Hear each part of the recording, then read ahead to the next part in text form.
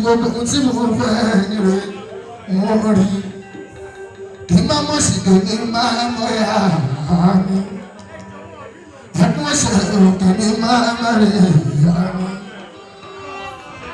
Onígbò tí mo gbé lọ́la lọ́bì gbogbo tí mo fẹ́ ire mo rí kí n má mọ̀ sí kí n má mọ̀ yá mi ẹkún ẹsẹ̀ òkè ní má má rí yá mi.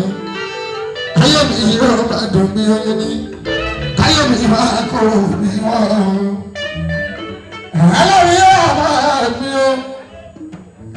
Ọ̀rẹ́ bàbá mi lọ́wọ́ lẹ́nu máa ìjọba tó dáyé. Ọ̀pọ̀ lọ́wọ́ rí ẹ̀ńtàtẹ́mẹ̀tì o. Olùgbàtọ̀jẹ̀ wá sí ìrìn màmá kó adúró sí i. Olùgbàtọ̀jẹ̀ wá sí ìrìn. Ọmọ àgbàdo wọn ti wà o, ọlọ́run ò ní fi ẹlẹ́ nígbà kankan. Ọlọ́run ò ní fi ẹlẹ́ nígbà kankan. Olùbárò sábà ìrọ̀rùn ẹ̀kọ́ òdìmọ̀rọ̀. Gbogbo yín àdúgbò ẹ̀ máa kúrò àbọ̀ ní ẹ̀sẹ̀. Kò sáyé púpọ̀ wà máa ní mú ìdí àjò. Zenda tó sílẹ̀ mọ́nà máa dárò.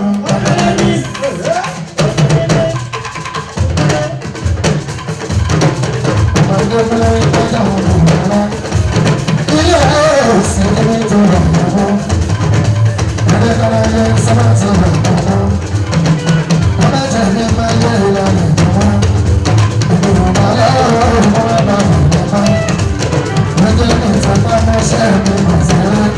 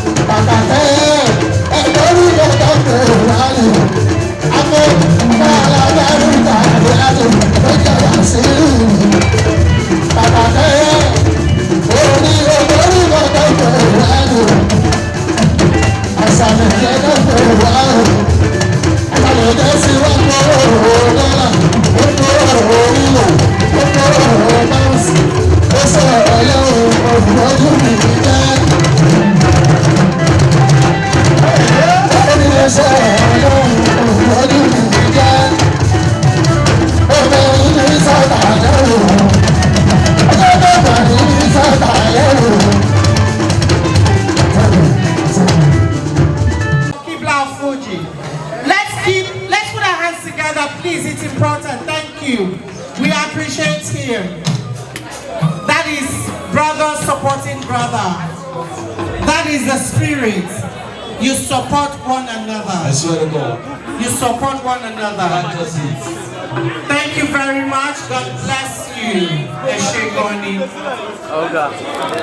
Ladies and gentlemen, it's still the album listening party of Alhaji Hamad Alawiye.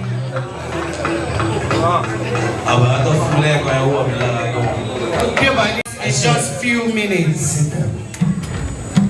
Wansha calling. I swear to God. I swear to God. I swear to God. Nobody gives us some 17 years. And to my chicken, you go. God bless you. So she man, she money. I swear to God. So they want to me for me. I want that. Yeah, no, it's change that